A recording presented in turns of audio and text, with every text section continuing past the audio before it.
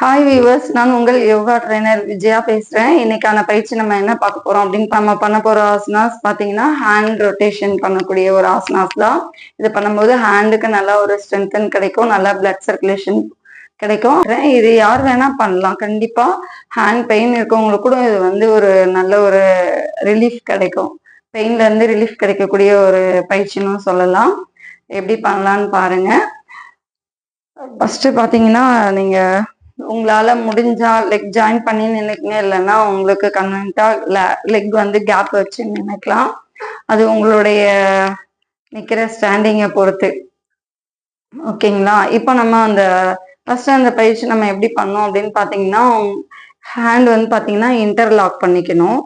Interlock பண்ணிட்டு இன்னன்னா நம்ம chest பகுதி நெஞ்சை டச் பண்ணிருக்கணும்.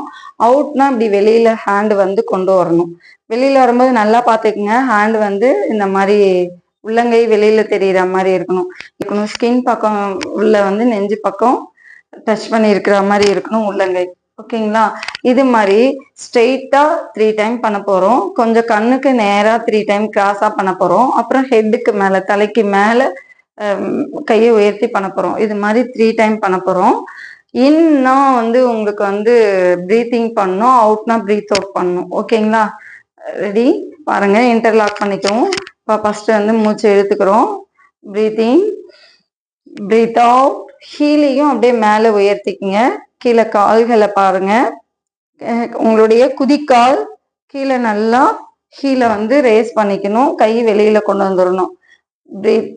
பிரீத் இன், பிரீத் அவுட், பிரீத் இன், பிரீத் அவுட், பிரீத் இன். கைகள் வெளியில போகணும், ஹீலும் அப் பண்ணணும். கைகள் உள்ள வரும்போது உங்களுடைய ஹீல் டவுன்ல வரணும். இப்போ நான் பிரீத்திங்கோட செஞ்சு காட்டுறேன். இப்போ கிராஸ் போஸ்.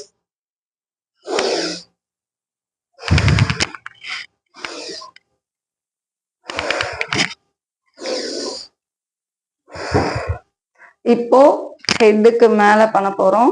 பிரீத் இன், பிரீத் அவுட், பிரீத் இன். ஹீல் குதிக்காலும் மேல தூக்கணும். பிரீத் அவுட், பிரீத் இன், பிரீத் அவுட். நெக்ஸ்ட் இது ஃபர்ஸ்ட், இது செகண்ட், இது தேர்ட். இப்போ நெக்ஸ்ட் ஃபோர்த்தா என்ன பண்ண போறோம் அப்படின்னா, ரைட் ஹேண்ட் பாத்தீங்கன்னா நெஞ்சு பகுதியில சென்டர்ல வச்சுக்கணும். உங்களுடைய லெஃப்ட் ஹேண்டு பேக் சைடு திரும்பி எவ்வளவு உங்களால முடியுமோ அந்த அளவுக்கு திரும்பி டேர்ன் பண்ணி இந்த ஹேண்ட் வந்து இந்த சைடு கொண்டு வர அளவுக்கு திருப்பலாம்.